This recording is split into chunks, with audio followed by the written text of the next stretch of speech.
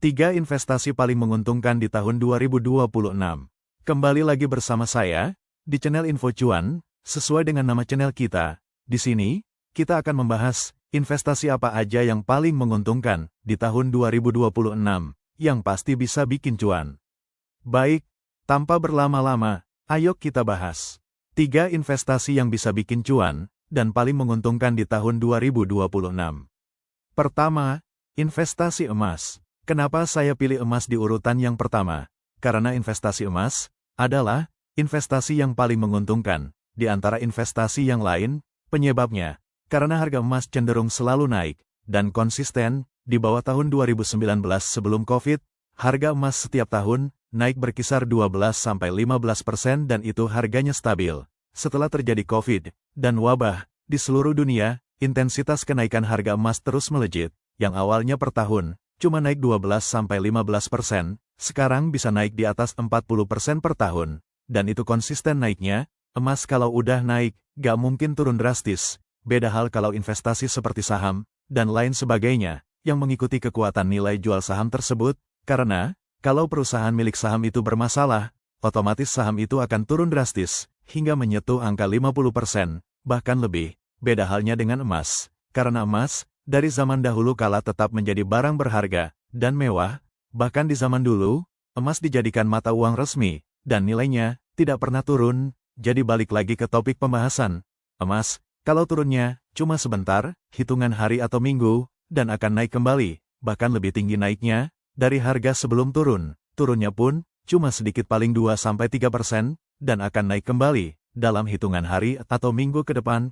Di tahun 2019 sampai tahun ini 2025, emas cenderung naiknya drastis dan konsisten, bisa naik 40% per tahun, dan emas juga aset investasi yang cepat dan gampang diuangkan. Kapanpun kamu perlu uang cash, emas bisa langsung dijual saat itu juga. Jadi singkatnya, emas adalah aset yang paling berharga dan sangat cocok banget dijadikan investasi jangka pendek dan jangka panjang yang sangat menguntungkan. Yang kedua adalah kos-kosan. Kenapa aku memilih kos-kosan untuk yang kedua? Karena kos-kosan adalah aset yang sangat berharga setelah emas. Dan kenapa aku tidak memilih kos-kosan di urutan pertama?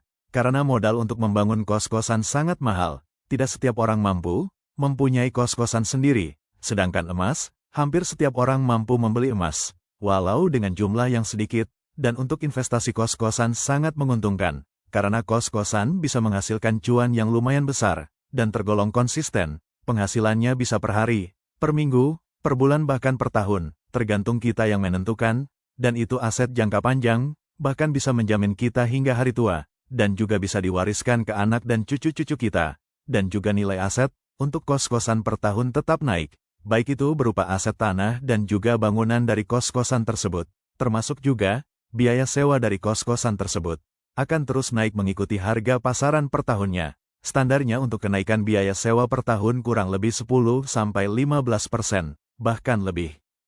Yang ketiga adalah tanah. Memang tanah tidak terlalu menguntungkan dibandingkan kedua aset sebelumnya, cuma tanah harganya akan selalu naik per tahunnya, dan itu sudah pasti, karena itu sudah hukum alam. Dan kalau kita punya aset tanah, minimal bisa kita wariskan untuk anak dan cucu-cucu kita, atau bahkan, kita bisa manfaatkan ke yang lain, yang bisa menghasilkan cuan, terutama jika kita memiliki tanah di depan jalan dan bisa kita sewakan, atau kita jadikan lahan parkir, yang bisa menghasilkan cuan. Gimana untuk pembahasan kita kali ini?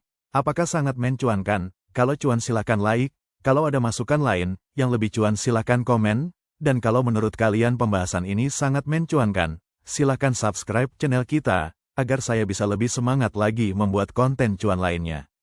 Terima kasih para penonton yang akan mendapatkan cuan. Amin. Assalamualaikum.